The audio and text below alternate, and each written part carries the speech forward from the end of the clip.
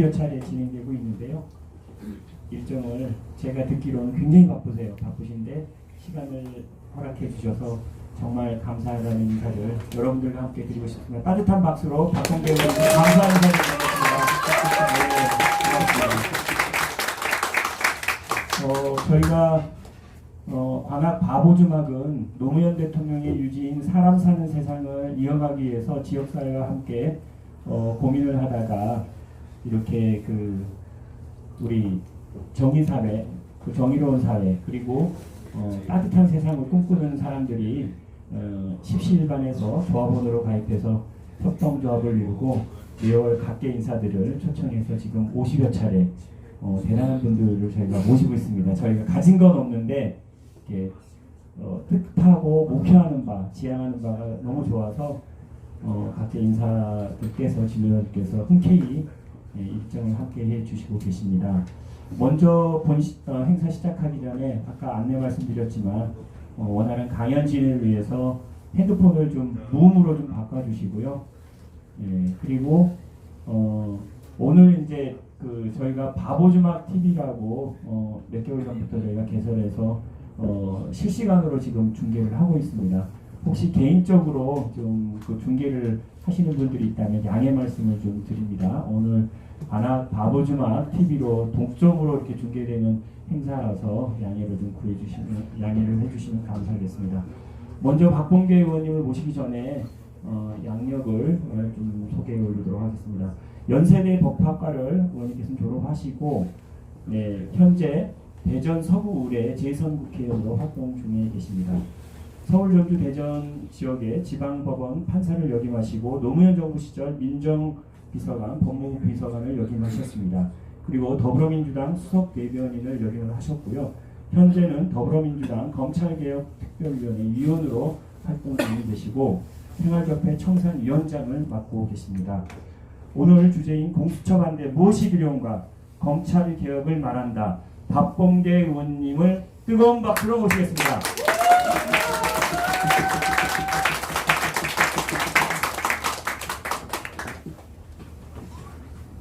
네, 날씨가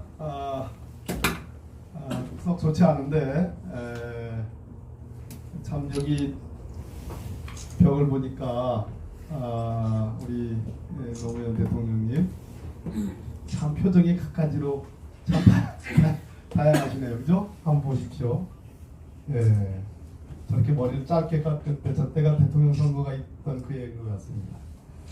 그리고 이렇게 쭉 보니까 기라성 같은 우리 현재 문재인 대통령님도 계시고, 자, 여러분 불러주셔서 감사합니다. 네, 고맙습니다.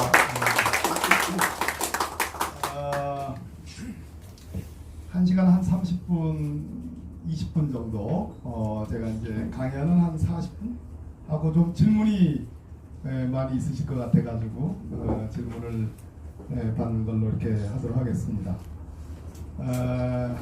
화끈한 걸 기대하지 마세요. 화끈한 걸 보여드리려고 했다면 여러분들 많이 가셨을 것 같은 참 서초동에 가서 마이크 잡고 이렇게 했었을 겁니다. 송구스러운 마음도 있고 미안한 마음도 있고 답답한 마음도 있고 또 여러 가지 만감이 교차하는데 어떤 분들 중에는 왜 전부 매일 SNS 합니다만 하면서 매일 해요 하고 요즘에 이제 경제, 남북관계, 외교 안보관계 이런 얘기도 좀 하기 때문에 사흘에 한 번 꼴 정도로 검찰개혁 얘기를 하는데 어떤 분들 중에는 왜 잠수 탔냐고 그런 분도 있습니다. 잠수 안 탔는데 과감한침 야당할 때 제가 19대에 이제 처음 들어왔으니까 늘 저격수 역할을 도맡아 왔었고 그 국정농단 사태의 촉발이라고 그를 해부한 그 촉발이랄까 했던 제가 굉장히 개인적으로는 자부심을 느끼는 것이 2016년 10월 24일 날 태블릿 PC가 터졌는데 JTBC에 그러고 나서 특검법이 발의되고 또 탄핵 소추가 되기 전 꽤 전입니다. 그러니까 최순실 박근혜 국정농단이 본격적으로 다뤄지기 전에 제가 개인적으로 결단을 해가지고 서울중앙지검 그 정문 앞에서 농성을 우병우 구속 수사 그걸 내걸고 농성을 한 것을 굉장히 자랑스럽게 생각하죠. 그때 지금 대통령이신 노무현 문재인 전 대표님도 오시고 추미애 대표님도 오시고 우리 당 의원들 중에 아마 거의 대부분 단 한 분도 빠짐없이 와서 격려해 주시고 그러면서 이제 국정농단 사태 그 해부가 시작이 됐는데 그때의 제 칼의 예리함이 무뎌진 거 아니냐 뭐 그런 불만도 계실 겁니다.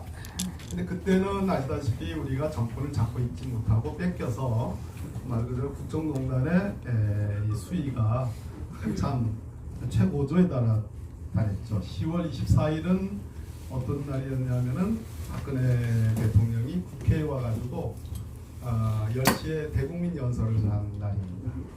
그 연설의 첫 발언은 개헌을 하겠다였습니다. 그리고 그 박근혜 대통령이 왔을 때 그 국회 의사당 정현관 앞에 경찰버스 3대가 쫙 나란히 세워져 있었어요. 그래서 우리 그 참 씩씩하기 이를 데 없는 강기정 의원께서 그분은 청와대에 들어가셔도 여전히 씩씩하시더라고요. 그런데 강기정 의원이 나오다가 이제 박근혜 가고 근데 아직 경찰버스가 빠지기 전에 그 경찰버스 타이어를 발로 찼습니다. 타이어가 뭔 잘못 있다고 이렇게 성질을 이렇게 부리는지 제가 그거 바로 뒤에 있었어요. 있었는데 경찰 하나가 다쳤죠. 근데 누구 소행이냐 해가지고 여러 가지 설왕설래가 있었는데 아무튼 그런 일도 있었고 그래서 그때와 이제 집권 이후에 정말 우리 대통령에 의해서 대중적으로 또 정부 차원에서 있었던 적폐 청산기 그래서 한때 대통령 지지율이 70% 80%에 가까웠던 때 그리고 또 내려갔다가 다시 또 조국 대전 이전의 사태로 또 복원되는 이때 지금 이때와 야당할 때 국정농단 파헤쳐라 박근혜 최순실 국정농단 제대로 파헤치고 역사의 법정에 세워라 라고 할 때는 시간도 달라졌지만 상황과 조건들이 저는 달라졌다고 생각합니다. 그러면 그 상황과 조건이라는 게 뭐냐 제가 오늘 여러분들께 드리고 싶은 말씀의 좀 핵심이라고 저는 생각을 합니다. 내일 제가 김현정의 뉴스쇼에 이제 2주에 한번 격주로 나가다가 내일이 이제 그날이 오는데 내일 질문 중에 유시민 우리 노무현 재단 이사장님의 대구 어제인가요? 대구에서 했던 그 대중 강연 그것에 대한 여야 의원 저하고 이제 야당 의원 분하고 그 질문이 있습니다. 시원하기는 어떠세요? 유시민 이사장님 하시는 게 시원하시죠? 네. 네. 막 크게 합창을 하듯이 시원합니다 이렇게가 안 나오네요. 시원해요. 두 분 그래서 시원하세요? 네. 시원하실 것 같습니다. 저도 시원함을 느껴요. 윤석열 검찰총장을 어떻게 할 거냐라고 우리 강옥천 이사님이 아마 물어봤던 것 같은데 이 섭외를 하시면서 그렇죠? 그래서 윤석열 검찰총장 물러나라고 내 입에서 답을 듣고 싶은 제가 여기 나가기가 좀 거시기하다. 그렇게 얘기를 솔직하게 말씀드렸습니다. 윤석열 검찰총장은 여러분들 안다시피 저하고 사법연수원 23기 동기입니다. 친하냐? 술은 먹었겠네요. 예? 술은 먹었겠어요. 술 먹었죠. 예. 그런데 분명히 말씀드렸는데 술은 먹긴 먹었는데 언제 먹었냐면은 제가 국회의원이 첫 해서 우리 23기 동기 중에 그래도 쓸만한 국회의원이 나왔다고 아니지 뭐 그래서 그런 건 아니고 3기 국회의원 중에 유명한 국회의원이 많아요. 조윤선 그리고 강용석 주광덕 또 누가 있습니까? 또 뭐 기타 등등 그 유명한 분들 중에 이정열 판사 저 가장 가까운 형 동생 하는 사이고 또 돌아가신 분이 있죠. 경남에서 잠깐 한번 국회의원 했다가 조진래 의원님하고 돌아가셨죠. 그분도 저쪽 의원님이신데 제가 첫 국회의원 되고 나서 아마 당시 윤석열 검사가 부장검사를 할 때였던 것 같아요. 그때 우리 동기들 서초동에 있는 판검사 동기들이 저 국회의원 됐다고 이제 동기니까 술자리를 만들었는데 아마 와서 이건 뭐 꽤 지금도 회자되는 얘기긴 한데 한마디 안 하고 폭탄주 한잔 하고 말 없이 그냥 간 게 전부예요. 술 먹는 게 유일합니다. 그럼 친한 거예요, 안 친한 거예요? 안 친한 거, 안 친한 거예요. 못 친한 거예요. 술로 먹는 걸로 판단하는군요. 술 한 번도 안 먹어도 친한 사람이 있는데. 네, 맞죠. 예. 그걸로 판단하기는 어렵고 몇 번 대화를 나눠봤냐? 아마 그때가 서로 저는 판사의 길을 걸었고 그분은 검사의 길을 걸었으니까 아마 제 기억으로는 처음 만났던 것 같아요. 그러니까 제가 2012년에 국회의원이 됐으니까 우리가 94년도 임관 기수거든요. 그래서 꽤 오래 흘렀으니까 그런가요? 28년 만에 아마 제 기억으로는 처음 만난 것 같아요. 그러니까 제가 2002년에 저희 계신 노무현 대통령 후보님 도와드리기 위해서 제가 화가 나는 게 하나 있었죠. 10월 18일 날 여러분들 다 아시는 얘기지만 뭐 그분은 지금 친해진 분이고 우리 당에 또 중요한 당직을 맡았던 분이니까 뭐 그분 실명을 얘기하기는 그렇고 그래서 제가 사표 내고 대통령 도우러 갔는데 그러고 나서 제가 청와대에 민정 2비서관 직을 받았어요. 그 직 자체가 현재 대통령이신 문재인 대통령님이 민정수석하면서 아직 임기가 개시되지 않을 때였어요. 박범계 판사가 필요하니까 그래서 없는 직제 원래는 민정비서관, 법무비서관, 뭐 사정비서관, 공직기관 비서관 이렇게 있는데 민정 2비서관이라는 걸 만들었어요. 저를 위해서 사실상 만든 셈인데 그 민정 2비서관 직제는 뭐냐면 권력기관을 제도적으로 개혁하는 말 그대로 디자이너, 그죠? 정보를 수집해서 뭐 하명 수사 옛날에 있었던 말들입니다. 하명 수사를 하게 하거나 뭐 이런 게 아니고 그 사정비서관의 역할이고 권력기관 개혁, 즉 국정원, 검찰, 경찰, 법원 이런 권력기관에 대한 감사원 개혁을 제도 개혁을 맡으라고 문재인 민정수석 내정자께서 대통령께 말씀드려가지고 아마 만들어졌는데 그 뒤에 이명박 정부 때는 민정 2비서관이 사정비서관 역할을 했어요. 그러니까 민정 2비서관 제가 했던 본래의 그 기능은 그때가 처음이자 마지막이었던 것 같아요. 근데 그리고 나서 9월 달에는 법무비서관으로 옮겨가지고 소위 사법개혁이라는 것을 했습니다. 이제 12월에 나왔는데 그러니까 꽤 요란한 직을 했었어요. 시끄러운 직. 그리고 남들이 볼 때 묘직이라고 하는. 그런데 그때도 윤석열 검사는 저하고 만난 적이 없어요. 저는 당연히 검사들한테 연락을 해가지고 만나자 하는 것 자체를 금기로 삼았던 사람이에요. 왜? 우리 대통령 노무현 대통령이 그렇게 하라고 그랬어요. 딱 한마디였습니다. 검사들하고 국정원에 간부하는 분들하고 어울리지 마라. 사실은 저분은 그렇게 표현 안 했어요. 놀지 마라. 권력기관에 종사하는 사람들하고 놀지 않는 것. 대통령이 권력기관 장, 즉 검찰총장, 국정원장, 감사원장, 경찰청장 이렇게 권력기관의 장과 놀지 않는 것이 권력기관 개혁이라고 생각을 했던 분이 저 계신 노무현 대통령. 놀지 않으니까 당연히 어떤 일이 벌어졌어요? 고초를 겪었죠. 고초. 그죠? 그래서 결국은 저분이 운명하신 결정적 계기도 사실은 저분이 임명했던 2007년 말인가? 임기 한 몇 개월 남겨놓고 저분이 임명했던 임채진 검찰총장이 이명박 정부가 들어서면서 이명박 대통령에 의해서 당연히 갈릴 줄 알았는데 무슨 짓을 했는지 모르지만 무슨 짓을 좀 표현을 거시기 하네. 무슨 뭐 손을 어떻게 비볐는지 모르지만 내가 봤어. 그냥 내가 봤어. 자리 보존을 해준 거예요. 그러고 나서 아시다시피 이인규 중수부장에 의한 그 수사가 시작이 된 겁니다.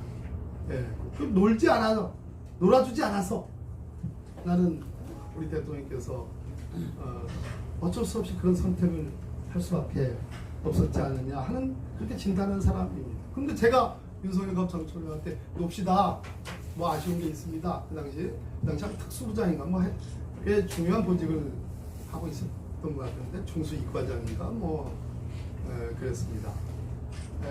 저는 한 적이 없어요. 당연히 그분도 저는 한 적이 없어요. 그런 면에서 윤석열이라는 사람은 쓸만한 꽤 괜찮은 검사가 틀림없습니다. 그때 저하고 만났던 검사들이 꽤 많습니다. 제가 전화해서 만나자고 해서 만난 게 아니고 제가 중요한 검찰개혁과 관련된 중요한 제도개혁을 하는 사람이니까 법무부의 요직에 있는 검사들이나 또 대검에 있는 검사들 중에 저를 만나가지고 저를 이제 꼬시려고 하는 사람들이 꽤 있었죠. 어떻게 꼬시느냐? 노무현 대통령께서 생각하시는 검찰개혁의 방향과 문재인 민정수석께서 생각하는 검찰개혁 방향과 제가 생각하는 검찰개혁 방향은 다 똑같아요. 예. 놀아주지 않는 거에서 굳혀 더 나가가지고 검찰의 정치적 중립성 보장 그리고 권력형 비리를 은폐하고 엄폐하는 그것을 봐주는 소위 검찰과 권력 간의 유착 그걸 깨면 된다. 이거였습니다. 뭐 어려운 얘기가 아니었어요. 그것이 검찰개혁의 알파의 오메가였어요. 그런 박범계 실무관이니까 비서관을 검찰의 주요 보직에 있던 사람들이 저를 모시기 위해서 저를 설득하기 위해서 만나려 했던 건 당연한 거고 만났습니다. 만나서 저희가 설득을 하려고 그랬죠. 설득을. 그래가지고 나온 게 2003년에 소위 사법개혁위원회가 만들어지고 주로 이때는 법원을 중심으로 한 법원개혁이 주요 내용이 들어갔지만 검찰개혁 내용도 꽤 있었어요. 그때 사법개혁은 우리 역사에서 꽤 많은 YS 때 세계화 추진위원회라든지 또 김대중 대통령 때도 사법개혁 이런 얘기들 했지만 사법개혁위원회를 대법원 안에 둔 경우는 처음이었어요. 제 아이디어였어요. 대법원 안에 둬서 법원이 개혁의 주체가 되게 하자. 개혁이라는 거에서 떠밀려서 개혁을 도망가려고 하는 것이 아니라 스스로 개혁하지 않으면 안 되게끔 개혁의 정당성과 명분을 부여해서 개혁의 주체로 세우면 적어도 과거 정부에서 해내지 못했던 개혁과제 10가지 중에 너댓까지는 하지 않겠냐라는 생각이었고 그 설계는 맞았어요.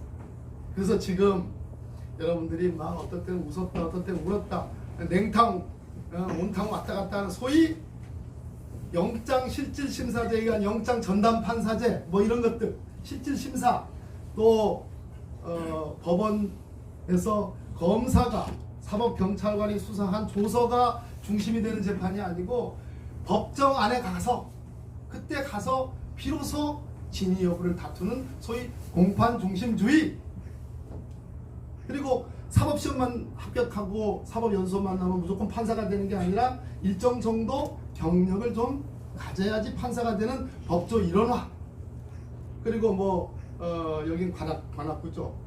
네, 여기에 여기가 오진환 의원 제품인가요? 네.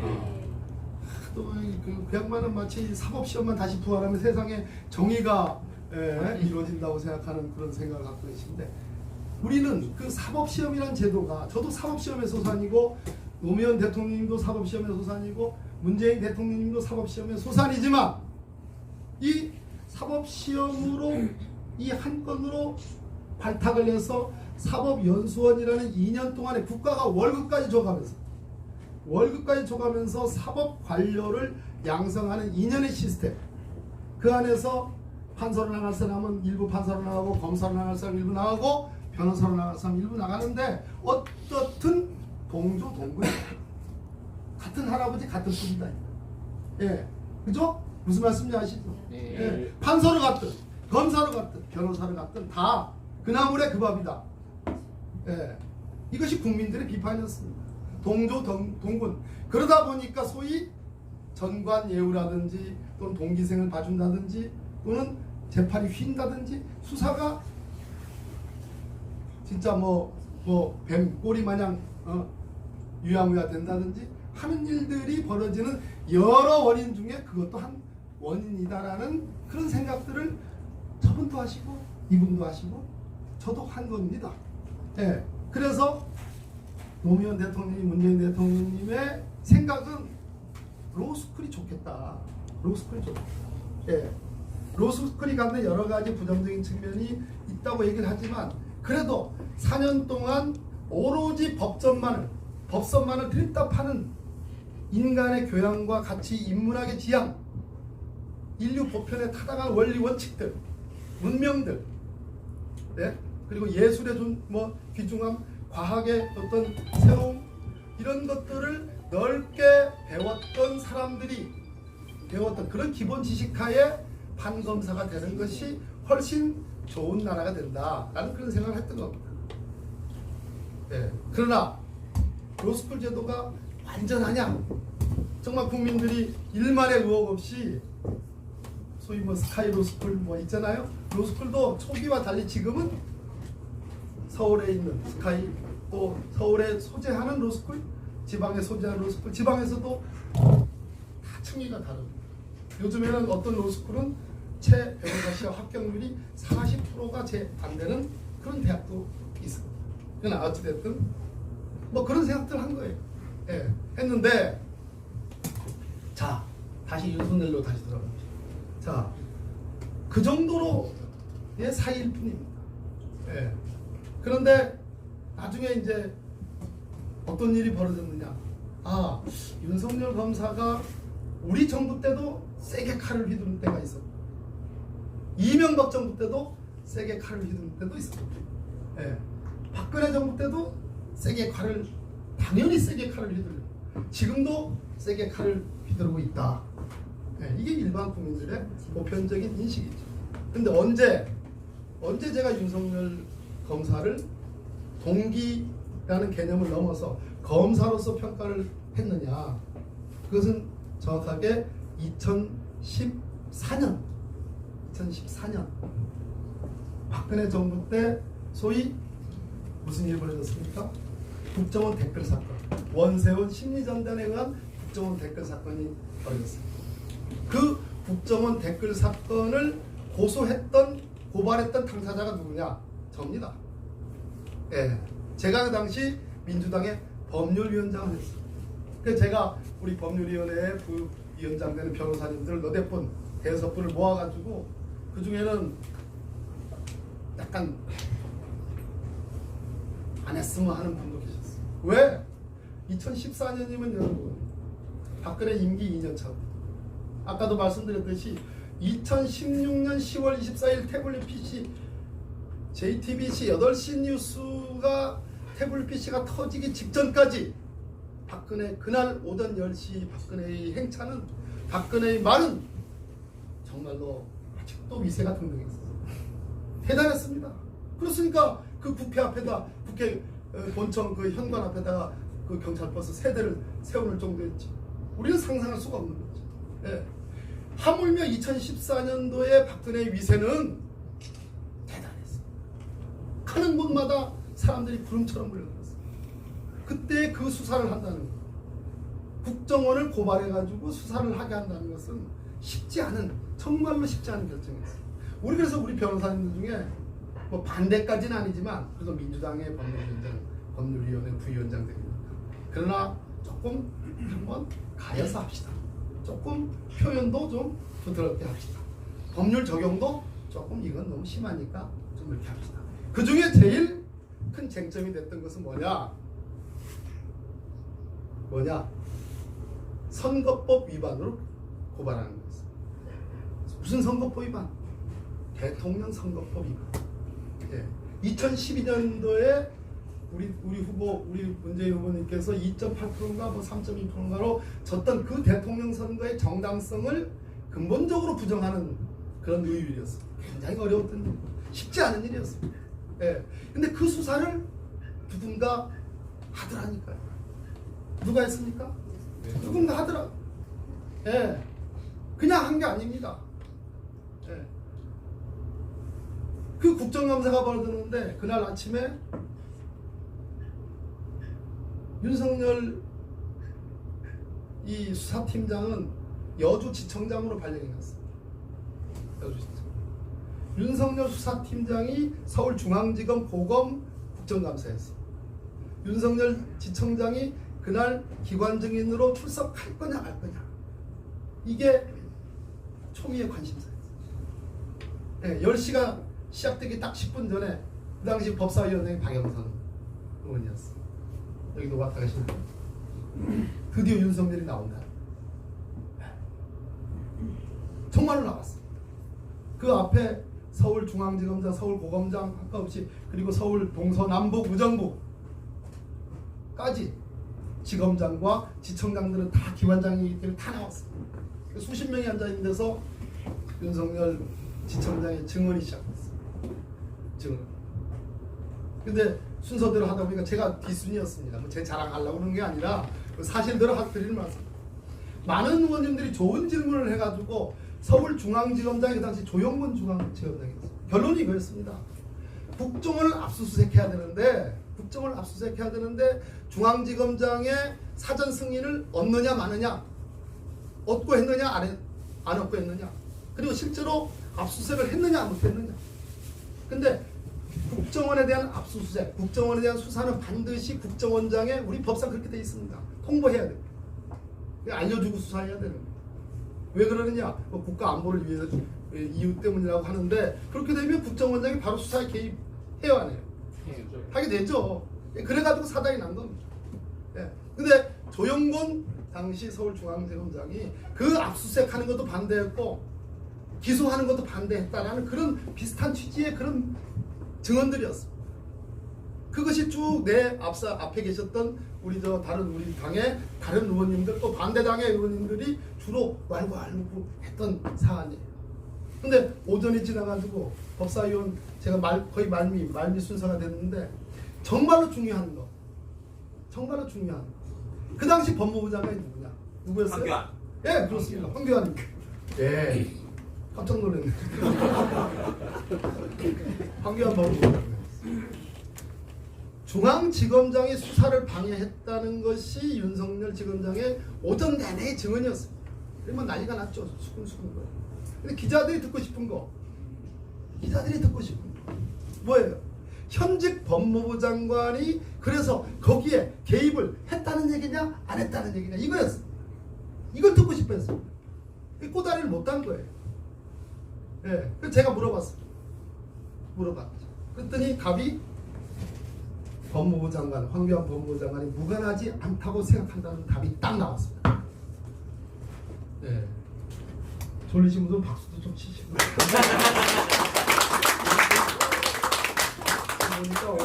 보니까 난방이 너무 지금 잘 돼 있어요.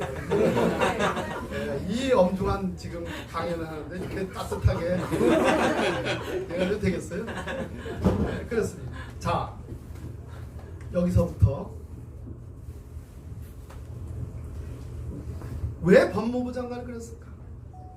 왜 법무부 장관의 위치가 도대체 뭐길래 그 엄중한 국정감사장에서 현직 법무부 장관이 그 수사에 그래 관여가 돼 있단 말이냐 안 돼 있단 말이냐 이 얘기를 그렇게도 많은 사람들이 듣기를 원했을까? 도대체 법무부 장관이 뭐길래 처에, 동생에, 오촌 조카에, 또 모르겠습니다. 어디까지 지금, 예, 지금 조국 전 장관도 지금 1차 불러가지고 지금 조사를 했죠. 지금 오늘 연합뉴스 보니까 뭐 또 부른다는 거 아니겠어요? 도대체 법무부 장관이 뭔데? 그냥 우리나라 부처가 17개 부처인가 아마 그럴 거예요. 전체적으로. 그 17개 부처 중에 하나일 텐데 기관 서열, 이 부처 서열에도 법무부 서열은 그렇게 높지 않습니다. 한 중간쯤 가요. 예. 도대체 뭐길래 이럴까? 예. 우리를 지지하는 분, 그리고 지지하지 않더라도 적어도 양식을 갖고 있는 분들은 대략 이 수사가 제가 뭐 페이스북에도 트위터에도 했던 말이지만 적어도 수사를 시작한 시점,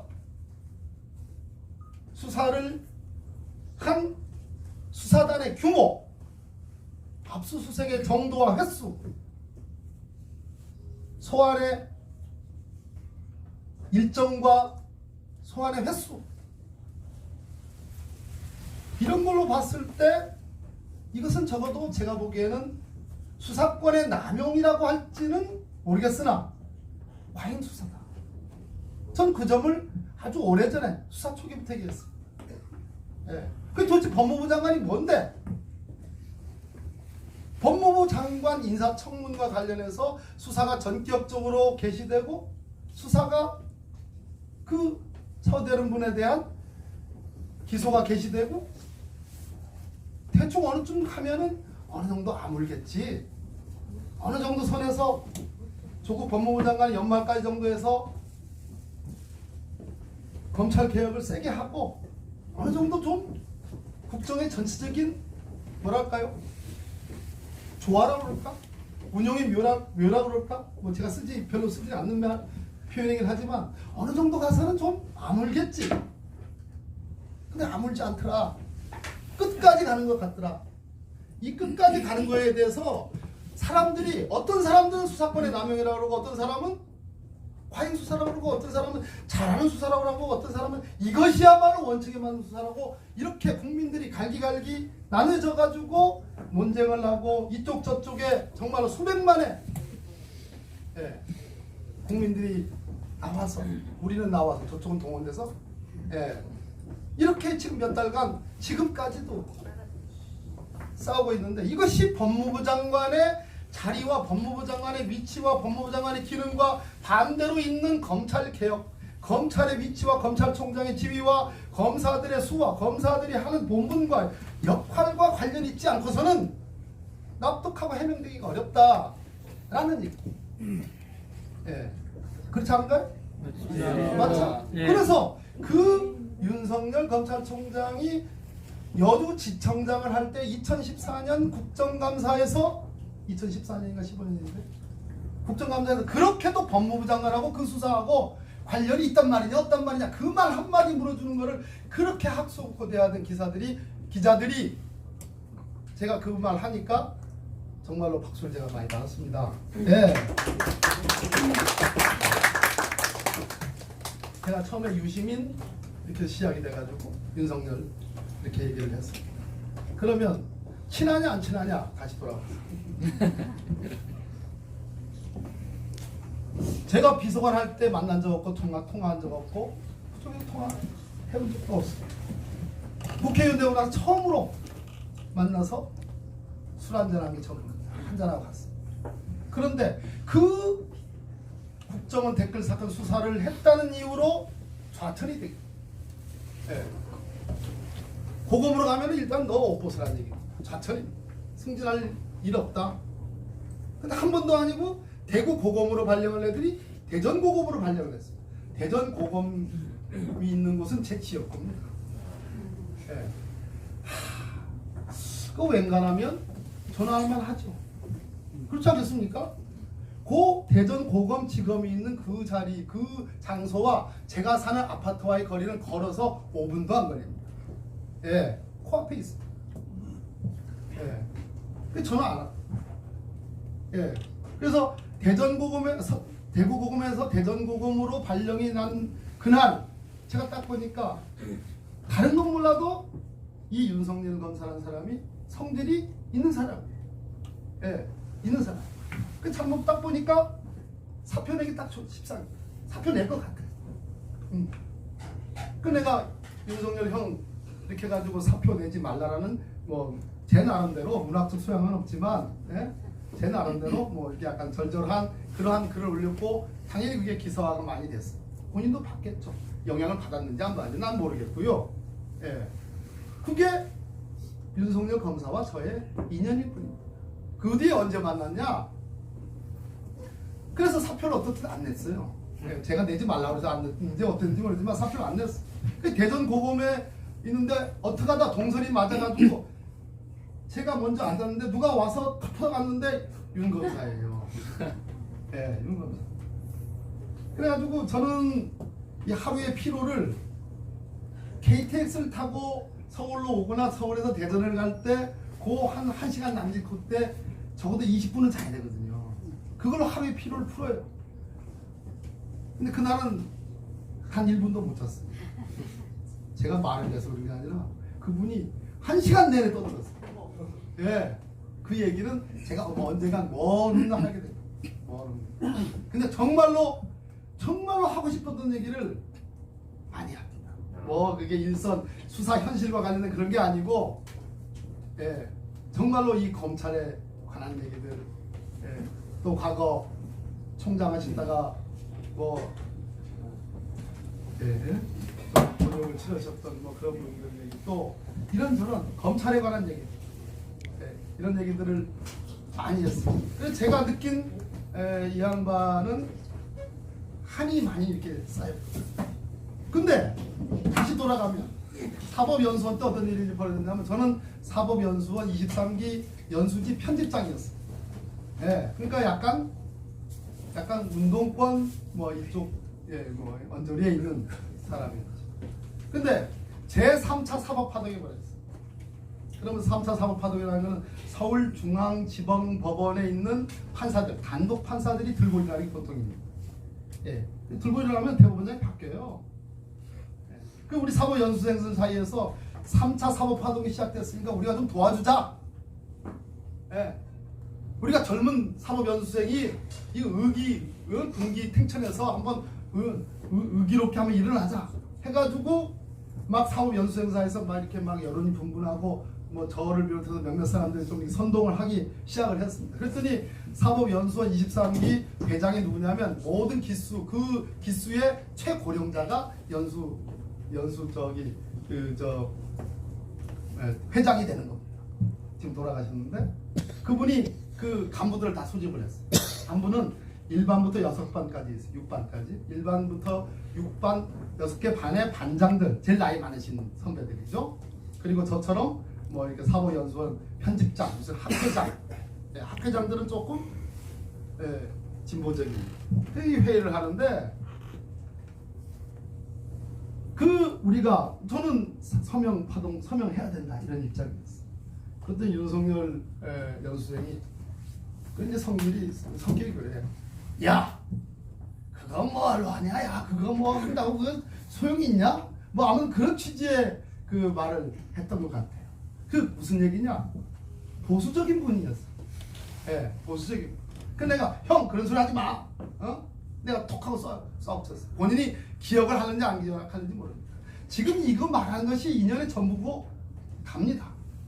예, 그냥 동기일 뿐입니다. 그렇다고 친하지 않느냐? 아까 제가 말씀드렸죠. 어떻든 제도가 만들어주는 동조 동근 그런 의식들이 있는 거예요.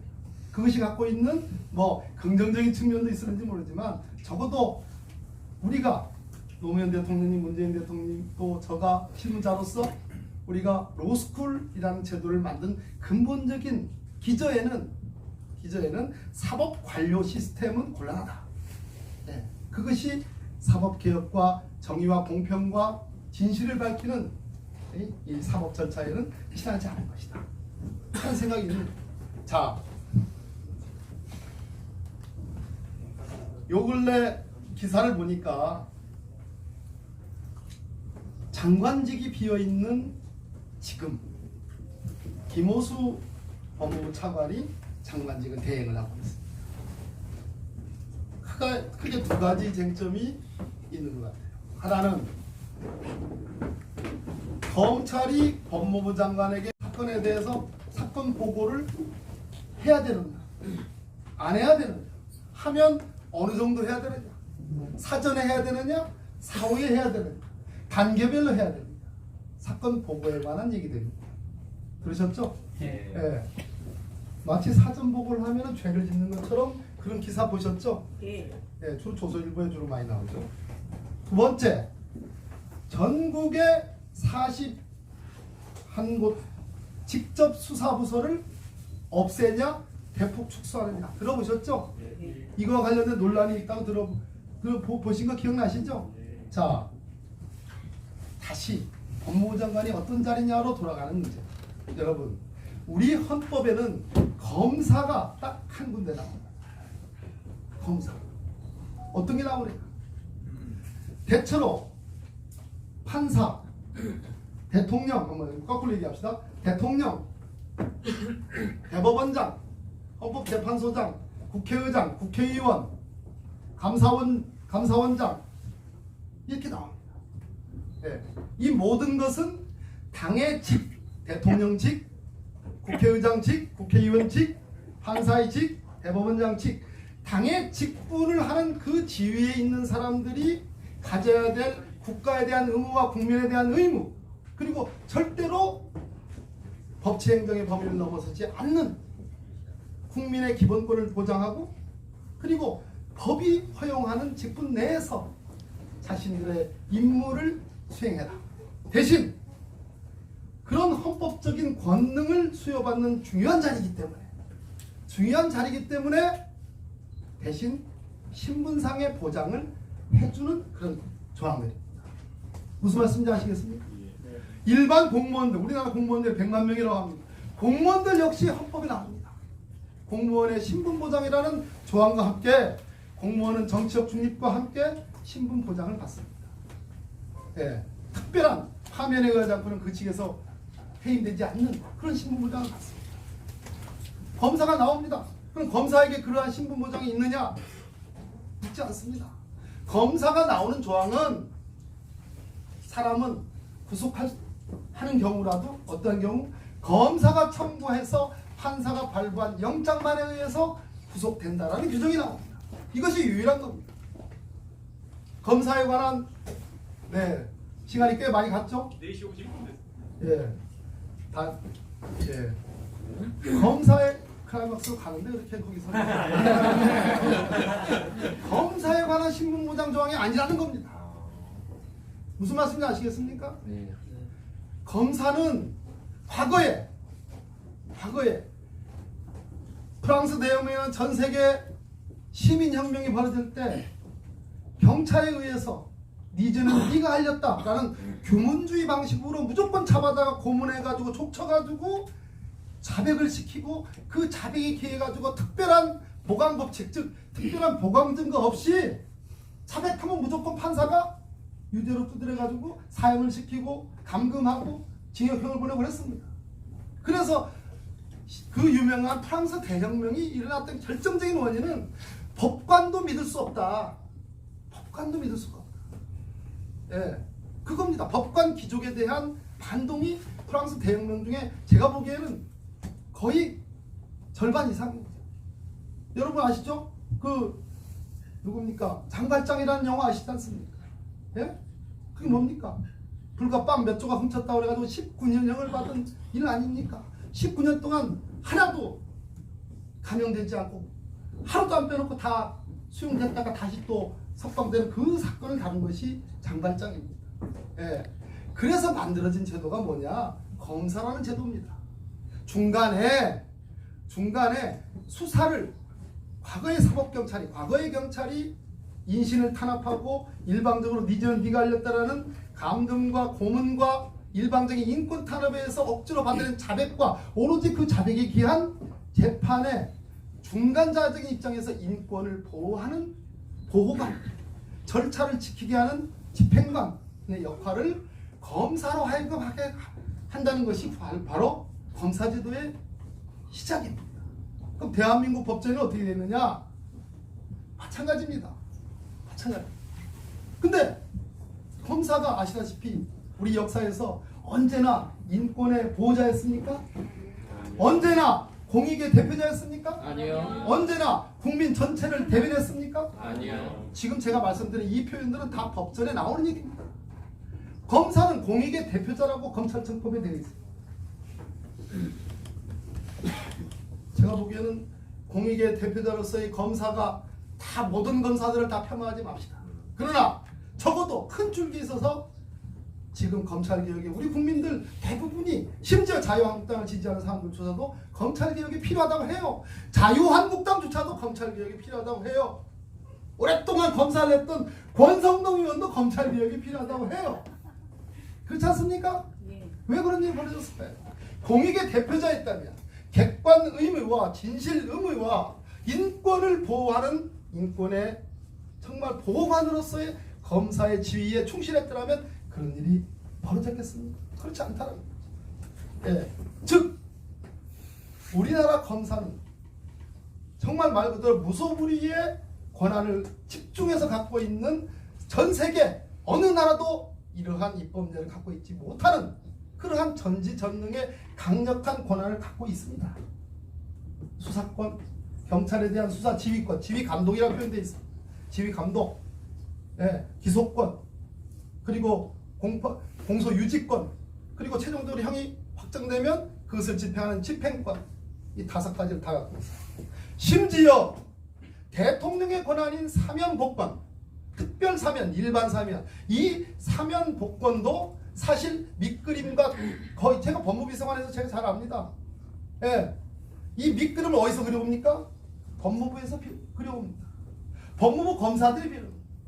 지금이야 문재인 정부의 법무부는 어느 정도 문미나 탈검찰을 했으니까 몇 개 중요 보직, 법무실장, 또 인권국장, 또 출입국보국장이 아마 그럴 겁니다. 제 기억으로는 검사 아닌 사람들은 지금 문민화가 되어 있어요.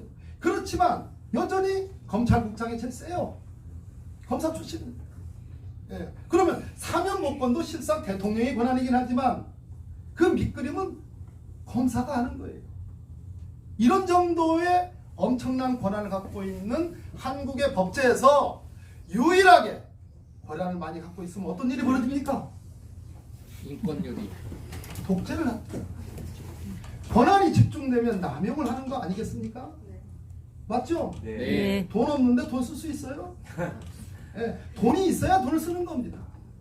예, 권한을 남용하는 것은 권한을 갖고 있는 사람만이 할 수 있는 겁니다. 권한을 남용하는 것은 권한을 갖고 있을 뿐더러 권한이 유일하게 갖고 있는 경우에만 남용하는 겁니다. 왜 그러냐? 나 말고도 내 권한을 똑같이 행사할 사람만이 있다면, 나 말고도 내 권한을 통제할 누군가가 있다면 감히 내 권한을 함부로 남용하지 못할 겁니다. 왜? 내가 칼을 표현이 이상하네. 칼을 내가 칼을 두는 순간 누군가도 나에게 칼을 휘두를 수 있기 때문에 절제하는 거죠. 그 절제하라는 것이 민주주의 법학의 민주주의의 기본적인 조직 구성 원리입니다. 그럼 한국이 어떻게 되어 있느냐? 검사에게는 우리 헌법의 할아버지들이, 대한민국 법제의 할아버지들이 1948년에 대한민국 정부가 수립된 이후에 헌법도 만들고 형사소송법도 만들고 형법도 만들고 정부조직법도 만들고 등등을 만들었는데 검사에게 그런 무소불위의 엄청난 권한을 주되 권한을 그렇게 엄청나게 주면은 남용할 수 있고 견제받지 않으면 독선할 수 있고 독재할 수 있기 때문에 그것에 대한 유일한 통제 방법을 하나 딱 강구해 놨습니다. 그게 뭡니까? 그게 법무부 장관입니다. 그럼 법이 어떻게 됐느냐? 정부조직법에 법무부 장관 소속하에 검찰청을 둔다고 되어 있습니다. 이런 표현이 없습니다. 다른 데는. 당장 정부조직법을 찾아보십시오. 국방부 장관 소속하에 3군 참모총장을 둔다는 말 없습니다.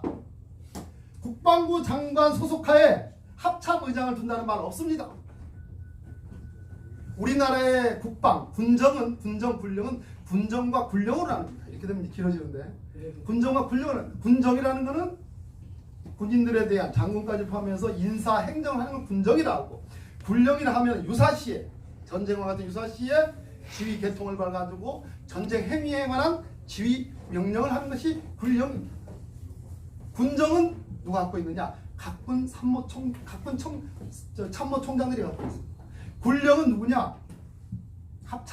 합동참모회의 의장, 합참의장이 갔습니다. 예. 근데 군정, 군령 다 국방부 장관이 지휘합니다. 지휘하도록 되어 있습니다. 그건 법령에 나와 있습니다. 그러나 정부조직법에 국방부 장관 소속하에 3군 총장을 둔다는 말은 없습니다. 더 놀라운 것은 정부조직법에 안전행정부 장관 소속하에 경찰청을 둔다는 말은 없습니다. 한 글자도 없습니다. 그래도 경찰은 행정적으로 안행부 장관의 지휘를 받습니다.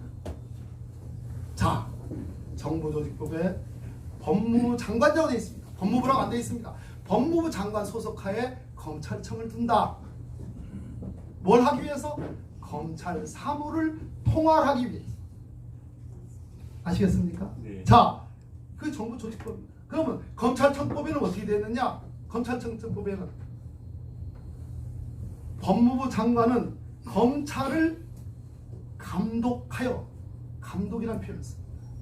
감독하여 일반적 사건에 대해서 검사를 지휘 감독하고 구체적 사건에 관해서는 검찰총장을 지휘 감독한다. 여러분, 지휘 감독한다고 되어 있습니다.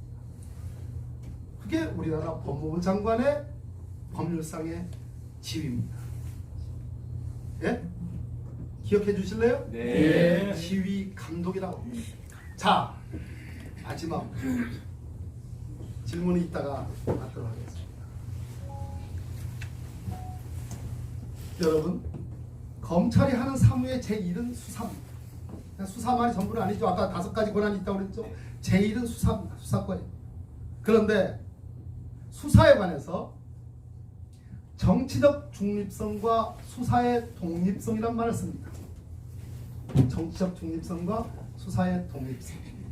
검찰청법에는 검사는 공익의 대표자로서, 굉장히 좋은 표현이죠. 공익의 대표자로서 정치적 중립성을 유지해야 돼요. 이런 표현이 나옵니다. 동시에 권한을 남용해서는 안 된다는 표현이 나옵니다. 권한 남용해서는 안 된다는 표현입니다. 그러면 제가 아까 말씀드린 법무부 장관의 지위와 역할, 정부조직법과 검찰청법상 나오는 법무부 장관의 지위 역할은 어떤 권한을 갖는 겁니까? 검찰이 무소불위의 권한을 갖되 공익의 대표자, 진실, 객관 의미의 주제자로서, 인권의 주제자로서 잘하면 모르겠으나 잘하지 못하면 누구의 감독을 받아야 된다? 누구의 지휘를 받아야 된다? 법무장관. 그것이 대한민국 헌법과 법률의 명령입니다. 근데 거기에 대해서 이견이 있을 수 있습니까? 없습니다. 자, 수사의 독립성이란 말은 어느 법률에도 없습니다. 어느 법률에도 없습니다. 그럼 정치적 중립성과 수사의 독립성은 뭐냐? 지금 검찰총장, 과거의 역대 검찰총장들은 정치적 중립성을 강조하는 동시에 수사의 독립성을 강조해 왔습니다. 수사의 독립성이라는 게 뭐냐? 수사를 주재하는 검사, 검사 위에 부장검사, 부장검사 위에 차장검사, 차장검사 위에 검사장, 검사장 위에 고검장, 고검장 위에 검찰총장, 군사 계급처럼 일사불란한 지위 복종의 관계에 있습니다. 그걸 뭐라고 그래요? 검사 동일체의 원칙이라. 그래, 검찰총장이 지휘하면 먹히는 겁니다. 저 말단, 제 고향인 충북 영동, 말단이라 하면 싫어하겠네 우리 고향 사람들이. 충북 영동지청에 있는 2년차 검사가 어떤 사건을 하는 데 있어서 검찰총장이 딱 보여 그게 마음에 안 들어. 그럼 그건 하지 마. 너 하지 말고 딴 사람이 해. 할 수 있는 권한이 있어요. 있어요. 엄청난 권한이죠? 있어요. 예. 그러면 이 검사는 검찰총장과에 관해서 수사의 독립성이 있습니까? 없습니까? 없어요. 없어요. 없죠? 예. 예, 이 얘기를 안 합니다. 대통령한테 왜 그렇게 수사를 빡시게 하느냐, 왜 그렇게 수사를 야멸차게 하느냐, 왜 그렇게 수사를 정말 끝까지 완전히 바닥까지 하느냐라고 누군가 얘기했을 때 대통령님 수사에 독립성이 있는데 왜 그거 간섭하십니까? 라고 한다면 거꾸로 검찰청법이나 법에 어디에도 형사성법 어디에도 수사의 독립성이란 말이 없는데 영농지청에 있는 이 2년차 검사가 나는 배운 대로 내가 이렇게 수사합니다 라고 얘기할 때 검찰총장이 너 그거 하지 말고 마음에 안 드니까 다른 사람이 해 라고 한다면 이 검사는 총장님 나에게는 수사의 독립성이 있는데 왜 간섭하십니까? 라고 할 수 있습니까? 없습니까? 있어요. 없습니다. 없습니다. 반대로 있습니다. 뭐가 있느냐? 검사가 이 명령이 정당하지 않다고 볼 때, 이 명령이 위법하다고 볼 때 이의 제기권이 있습니다. 이게 최근에 만들어진 거죠? 예, 그걸 아시는 거죠? 이의 제기할 수 있는 검사 있어요? 우리나라에서? 예, 없습니다. 그러면 결론적으로 수사의 독립성이라는 말은 없다. 수사의 독립성이라는 말은 없다. 정치적 중립성이 있다. 왜? 권력이 세다고 그래가지고 봐주고 권력이 약하다고 해서 안 봐주고 하면 안 되잖아요. 그럼 이건 어떤 의미냐? 검사 스스로를 단련하되 어떤 검사도 2,800명의 어떤 검사도 어떠한 중요한 일을 하든 그 사람의 지위가 높든 낮든 나는 하늘로서 한 점 부끄러울 수 없을 정도로 보편타당하고 객관적 기준에 의해서 합리적으로 법치국가인 민주주의 국가인 대한민국의 헌법과 법률이 가리키는 대로 수사합니다 할 의무가 있습니다. 그렇게 지키겠습니다라고 하는 게 정치적 중립성. 수사의 독립성을 강조하게 되면 어떤 일이 벌어지느냐? 대통령으로부터도 견제받지 않고 법무부 장관으로부터 견제받지 않겠다는 게 수사의 독립성입니다. 그럼 그 전제가 있습니다. 제가 아까 말씀드렸죠? 어느 검사의 맹세처럼 대한민국에 있는 2,800명의 모든 검사들이 그럴 필요가 없죠. 2,800명의 검사들을 일사불란하게 지휘하는 검찰총장과 각급 검사장들이 정말로 하늘을 우러러서 한 점 부끄러울 수 없을 정도로 내가 하는 수사가 공평타당한지 이 수단이 상당하다는 표현을 많이 씁니다. 법조인들은 수사의 상당성이라고 표현합니다. 비례의 법칙, 과잉 금지의 원칙. 이낙연 총리님께서 국회에 나와가지고 표현하는 것 중에 과잉 금지의 원칙 이런 표현을 씁니다. 법조인들은 상당성의 원칙, 비례성의 원칙 이런 말씀. 네.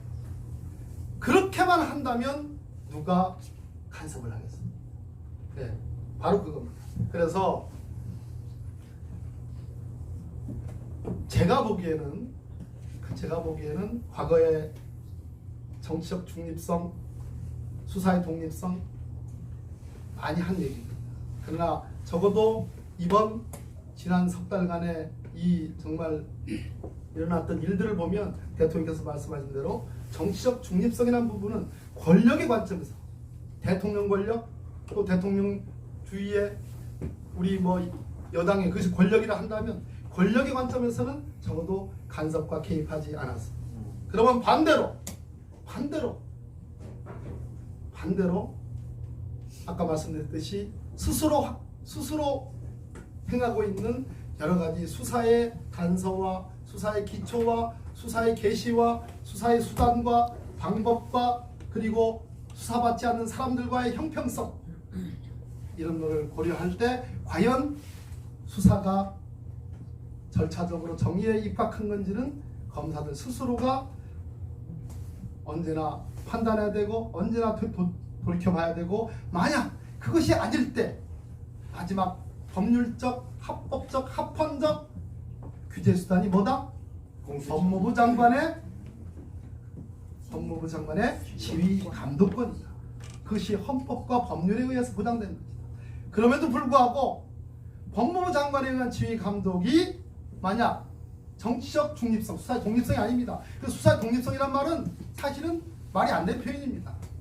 예, 뭐 이렇게 얘기하면 아마 검사들이 뭐 난리가 나는지 모르겠으나 정확하게 저는 법에 있는 얘기만 하는 겁니다. 예. 그럼에도 불구하고 법무부 장관에 의해서 혹시 간섭이 될지 모르니까 수사의 보고와 지시는 지휘 감독은 서면에 의한다. 전화로 띠끌어가지고 이렇게 하는 것이 아니라 서면에 의한다.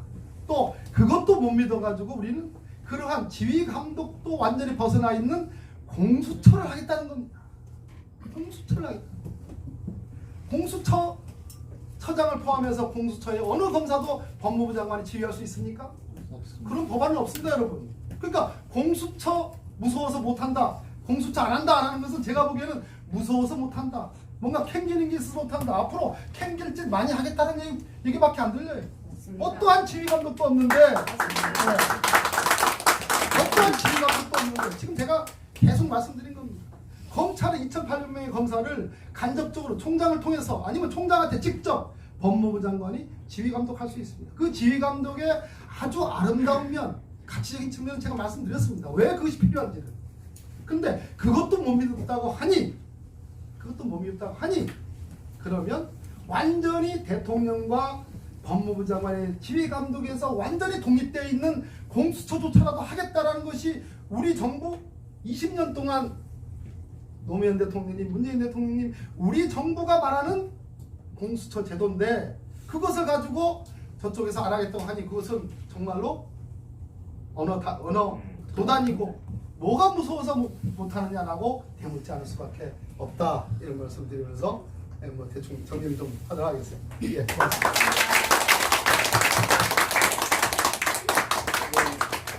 바로 굉장히 질문들이 오늘은 뜨거워질 것 같은데요.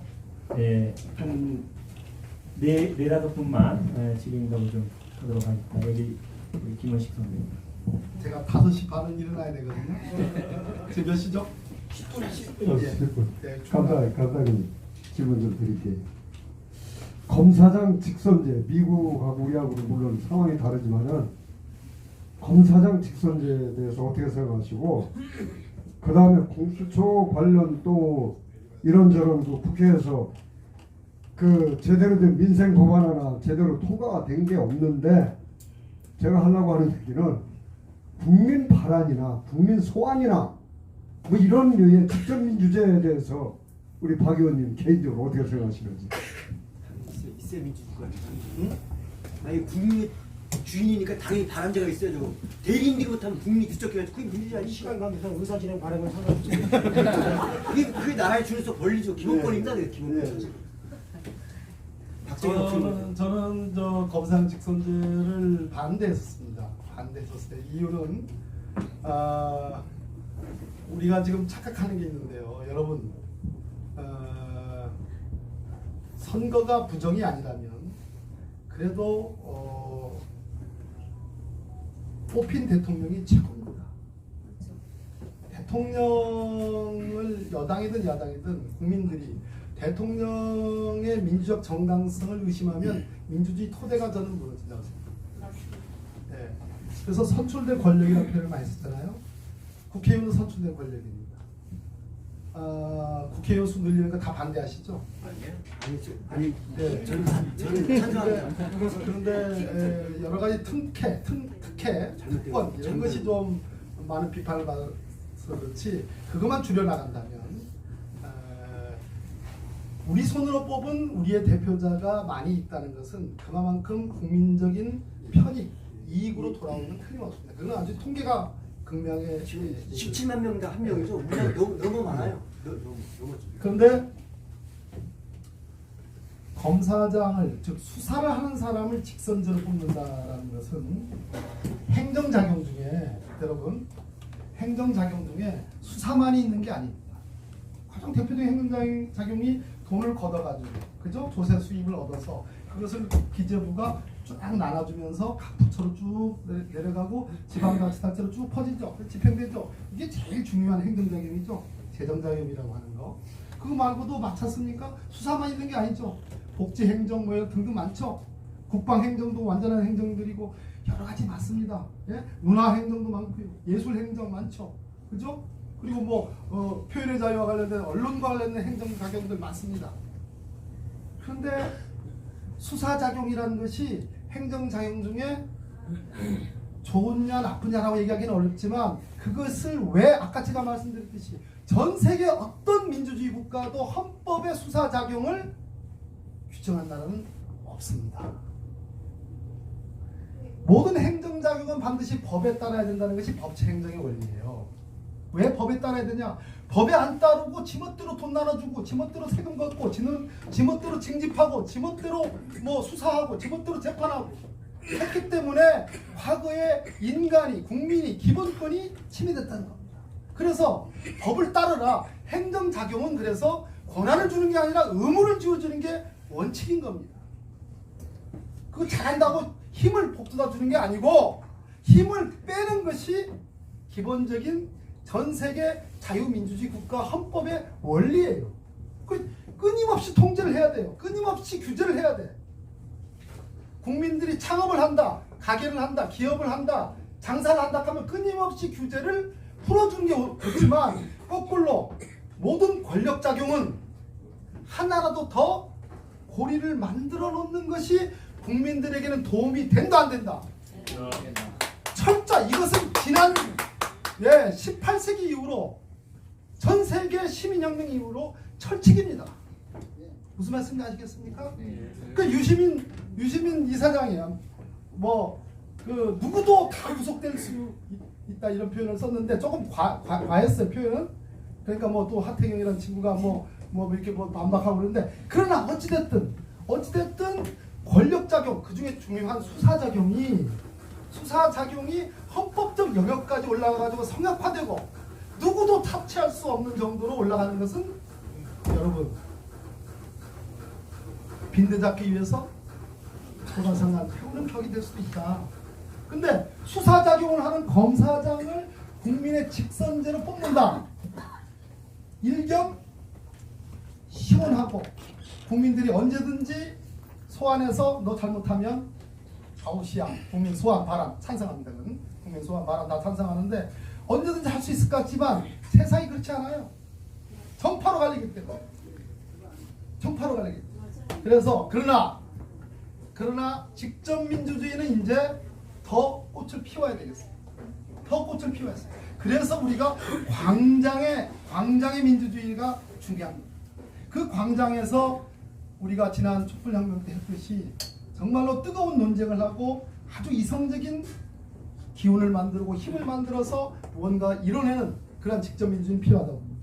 그래서 마지막으로 검사장 직선제는 그렇게 해서 반대를 해왔는데 만약에 우리가 우리의 프로그램처럼 공수처와 검경수사권 조정과 정말로 문재인 정부에서 이것을 이뤄내지 못한다면 그거 상상하기 어려운 얘기지만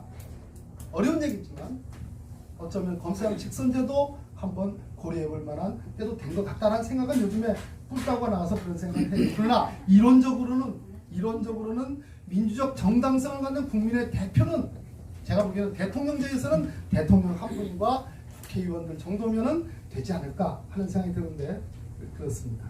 국민 소환 발언은 찬성합니다. 예, 다음 분 질의하실 때 성함이라도 알려주셔야 좋을 것 같습니다. 네, 안녕하세요. 저는 임청이라고 하고요. 제가 궁금한 것은 지금 법에 관해서 많은 얘기를 해주셨는데 그 영화 중에 저지 드레드라는 영화가 있습니다. 저지 드레드? 네, 저지 드레드. 저지라는 게 판사. 네, 판사 드레드. 예, 판사 얘기인데 그 영화에서 보면은 판사가 지금 우리나라처럼 이런 검사 제도가 없고 판사가 스와트 경찰처럼 돌아다니면서 이게 법에 의거해서 체포해야 될 사람은 체포하고 범죄를 저지르는 사람은 같은 판사가 비리를 저지르더라도 직결 사용을 해서 바로 쏴죽이는 그런 장면들이 많이 있습니다. 그래서 그런 영화를 비교해 봤을 때 과연 우리나라 제가 이제 먼 미래를 바라봤을 때도 검사제가 아직도 이렇게 검사 제도가 필요한지 그게 좀 의문점이 났습니다. 그런 영화들을 보면은. 근데 거기에 대해서는 어떻게 생각하시는지. 질문자님처럼 선언적으로 선언적으로 생존적으로 운명적으로 정의로운 사람이 법의 집행자 말 그대로 수사도 하고 처단도 하고 재판도 하고 집행도 하는 그런 것도 제가 꿈꿔봤습니다. 아 근데 영화가 있어요. 저도 그게. 그런 영화 있군요. 네. 어렸을 때 그런 거를 꿈꿔봤어요. 너무 불의가 많고 너무 비리가 많고 어지러운 세상에서 정말 광야에서 백마를 탄 정의의 집행자를 저도 꿈꿔본 적이 있었습니다. 그런데 세상은 그렇게 되지 않더라고요. 그래서 언제나 가장 좋은 것은 역시 민주주의이고 민주주의는 뭐냐? 권한을 분리해서 서로 견제와 균형. 그게 몽테스키에가 한 말이에요. 그래서 체크 앤 밸런스. 그래서 권한은 집중시키면 안 되는 거고 그 권한을 가능한 한 많이 분리해서 서로 견제와 균형을 하는 게 맞다. 그러나 그 말씀을 하실 만한 그 울분은 충분히 공감합니다. 네, 감사합니다. 예. 여기 뒤에 좀 가볍게 가깝네 좀. 예. 국회에서 반갑습니다. 박근계 국회의원님. 평소에 방송을 통해서라도 보든지 하면 정말 존경스러운 분이구나 하고 느끼고 있었거든요. 네, 그래서 이렇게 오늘 강연하신다고 해서 하루 종일 이제 아침부터 준비해서 왔고요. 그리고 저는 현재 민주당 권리당원 3년차로 공작 바람개비에서 활동하고 있는데요. 지금 현재 우리나라 공수처 문제 반드시 돼야 될 문제고 제가 지금 55세 5학년 5반인데 제가 살아오면서 이 대한민국에서 55년을 살아오면서 경험한 바로는 전직 대통령부터 다 그 자리에 가면 뇌물이나 횡령 이런 식으로 부정부패를 저지르고 그래서 그 밑에 사람들도 따라서 하게 되고 그래서 나라가 계속 썩어가는 것만 봤기 때문에 올바로 잡고자 했지만 결국은 희생당하시고 이런 것만 봤기 때문에 공수처는 반드시 필요한 제도라고 지금도 너무 늦은 감이 있죠. 노무현 대통령 때 만들어졌다면 명박이가 그렇게 몇 조를 도둑질해 먹지 않았을 거고 박근혜처럼 이런 어이없는 사람이 대통령 하겠다고 나오지도 않았을 겁니다.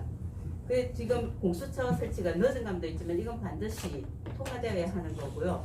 그리고 지금 그 검사들이 하는 행동은 마치 그들은 지금 박범계 의원님께서는 이렇게 법 안에서 헌법 안에서 이렇게 법학적으로 모든 걸 법리적으로 말씀하셨지만 지금 검사장 그들이 하는 건 법을 넘어선 양아치 깡패의 행동을 하고 있잖아요.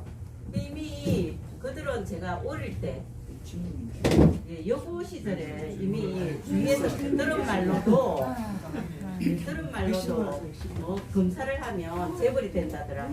그 말이 이웃에서 들려왔고 그리고 그 말을 듣고 저희 큰형부는 조카들을 법조계로 법학과로 보냈습니다. 근데 지금 예전부터 그렇게 쓰고 검찰인데 검사 계통인데 이제 그게 크게 드러났을 뿐인데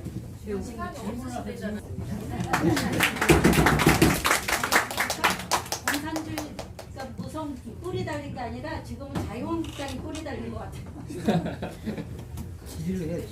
네, 지금 질의응답 시간인데 의견을 계속 장황하시면 30분에 나가셔야 되는데 딱 한 분만 통과되어서 공수처가 설치된다면 공수처장만큼은 정당을 배제한 직선제로 꼭 뽑았으면 합니다. 이건 내가 우리 표 의원이나 박주민 의원이나 여러 법사위에 계신 의원분들하고 많이 의논을 개진한 부분이에요.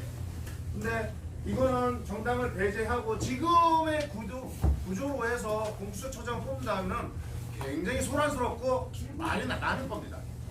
그러니까 제 생각은 이렇습니다. 그러니까 거기에 대해서 여기 우리 박범계 의원님이 거기에 대해서 좀 어떠신가? 네, 공수처장 직선제를 모아가지고 말씀해 주시면서 피하도록 하겠습니다. 여러분 박근혜 최순실 국정농단 재판이 끝났어요? 끝났습니다. 수사가 언제 됐습니까? 2016년부터 시작이 됐죠. 네. 지금 2019년 이제 올해도 얼마 남지 않았습니다.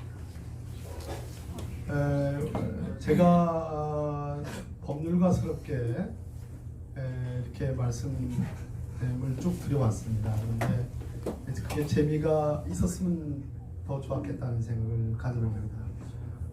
실제로 이런 얘기는 아마 쉽게 많이 듣지는 못하실 그런 얘기일 겁니다. 그런데 우리가 어떠한 경우에도 우리가 대한민국이 자유민주주의 국가, 법치주의 국가라는 점을 잊지 않았으면 좋겠습니다. 직접민주주의도 역시 헌법과 법률의 테두리 안에서의 직접민주주의입니다. 저는 저항권을 인정하는 아주 현재 판사 때부터 강조하고 인정한 사람인데 제가 드린 이런저런한 어떤 법리적인 얘기들이 다 녹음이 됐을 겁니다. 여러분들이 다 생방송도 한다고 그랬으니까요.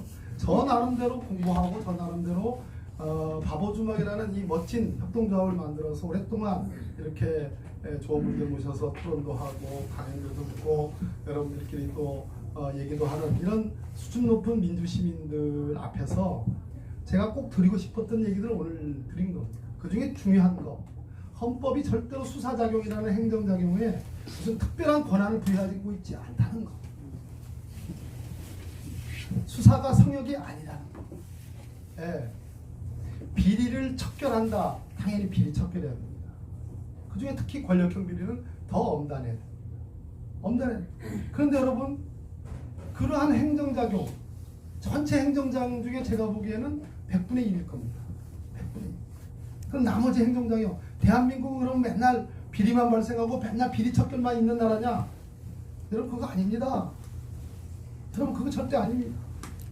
그나마 대한민국이 전 세계에서 12위의 국가가 되고 OECD에 가입돼 있고 일본 턱밑까지 따라가고 적어도 혁신상장에 관해서는 세계 5, 6위 하고 분단돼 있지만 그나마 이만큼 온 것은 우리가 비교적 깨끗하게 역대 대통령들이 뭐 그런 일이 있었지만 그래도 비교적 열심히 우리 국민들이 그리고 몇몇 나쁜 독재자들이 있었지만 그래도 사회 곳곳에서 많은 사람들이 열심히 해보고 한번 해보자 하는 마음으로 이만치 온 겁니다. 근데 수사작용을 정말 그것이 마치 우리나라를 전부 다 규율하는 천부인 양 해서 특별하게 취급하는 것에 대해서 특별한 특권이 나옵니다. 저는 아까 윤석열 검찰총장에 대해서 여러분들 불만 제가 너무 잘 알고 있습니다. 그분들 또 어느 누구들 대한민국 역대 대통령 중에 죄져 가지고 지금 처벌받는 일이 지금 2사람이나 있고 그렇지 않습니까? 그런 일이 벌어졌는데 법 위의 성역이 어디 있겠습니까? 법 위의 성역이 어디 있겠어요? 이 얘기를 하는 저도 마찬가지고 여러분들도 마찬가지고 여러분들은 모르겠네. 마찬가지입니다. 그러나 그 어떠한 경우라도 이것이 다른 모든 행정작용에 우선하는 게 아닙니다. 아까 제가 노무현 대통령님이 놀아주지 말라부터 시작했습니다. 놀아주지 말라. 특별히 취급하지 말라. 죄 지으면 처벌하면 됩니다. 그런데 여러분들 중에 또 이렇습니다. 우리 유시민 이사장께서 하신 말씀처럼 우리 모두가 다 구속될 그러한 그런 공포에 있다 이런 표현이 됐습니다. 그 표현보다는 이럴 겁니다. 적어도 범죄 중에는 법이 있든 없든 인간으로서 자연스럽게 이것을 해서는 안 되는 죄, 그 자연법적인 범죄라고 합니다. 무슨 말씀이죠? 사람을 죽이는 거, 그렇죠? 이미 그것은 법전이라는 형태로 뭐가 나오기 이전부터 금했던 겁니다. 내 이웃의 아내를 탐하지 말라는 거, 등등 많지 않습니까? 이것이 자연법적인 범죄입니다. 그런데 여러분 한번 잘 보십시오. 지금 전국을 풍미하는 여러 소위 수사작용에서의 하이라이트는 결국은 행정법적인 위반들이 거의 대부분입니다. 그것에 대해서 어떤 경우는 그것으로 인해서 침해받는 법익이라는 게 있어요. 또 그것에 의해서 또 보호받는 법익이라는 게 있어요. 무슨 말씀인지 아시겠습니까? 모든 사람이 다 처벌받는 건 아니지 않습니까? 모든 도둑놈이 다 처벌받는 건 아니지 않습니까? 심지어 모든 강간범이 다 처벌받는 건 아니잖아요. 모든 살인범이 처벌받는 건 아니잖아요. 화성 8차 사건이 그런 거 아닙니까? 그럼 뭐가 잘못된 겁니까? 확실히 수사와 재판에서는 누구는 처벌받고 누구는 처벌받지 않는 일이 비일비재하게 있어 왔다라는 거. 있어 왔다라는 거. 그럼 이랬을 때 수사, 재판에서 가능한 한 공평하게, 공정하게 취급하려는 노력들. 그것이 굉장히 중요한 거다. 그게 굉장히 중요한 거다. 제가 인천지방검찰청은 판사 출신이지만 인천지방검찰청에서 사법연수원 2년차 15를 할 때 마지막 6개월 끝나기 직전에 한 달 정도 검사처럼 직접 수사해서 기소도 하는 그 스터디 그걸 합니다. 그래서 제가 검사가 됐는데 지금도 잊지 못할 사건이 있어. 어떤 분이 저보고 검사님, 이건 검사 아닌데 그러지만 검사죠. 자, 새파란 검사죠. 검사님, 왜 나만 가지고 그럽니까? 왜 나만 가지고 그럽니까? 예? 검사님, 지금 당장 나가보세요. 저기 나 같은 짓은 지금도 하고 있습니다. 왜 나만 가지고 그럽니까? 네. 아니, 여러분 중요한 겁니다.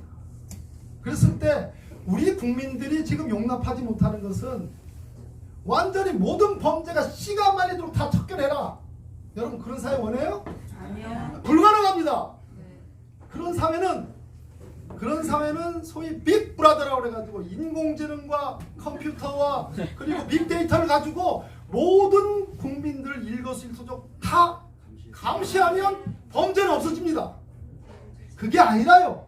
그게 아니라 범죄 중에는 자연법적인 범죄가 있고 행정법적인 범죄가 있고 국가적 법익을 침해하는 범죄가 있고 사회적 법익을 침해하는 범죄가 있고 개인적 법익을 침해하는 범죄가 있고 어떤 범죄는 중한 범죄가 있고 어떤 범죄는 경한 범죄가 있고 어떤 범죄는 그 범죄를 지금 처벌하는 것보다는 여러 가지 국민적인 컨센서스 즉 합의를 도모하는 것이 필요한 범죄도 있습니다.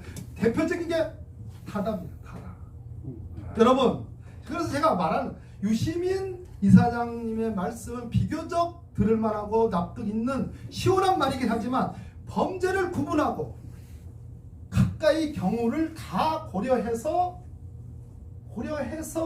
수사의 완급과 처벌의 완급을 민주주의의 이름으로 할 수 있는 그럴싸한 나라, 그런 나라가 되기 위해서는 검사들도 자성하고 검사들도 끊임없이 체크를 받아야지만 헌법상 법률상 있는 법무부 장관의 소임도 중요하고 대통령은 더더욱 중요하고 깨어있는 광장의 시민들의 감시도 더 중요하다. 어느 누구도 법의 성역은 없다. 이 말씀으로 제 말씀 드렸습니다.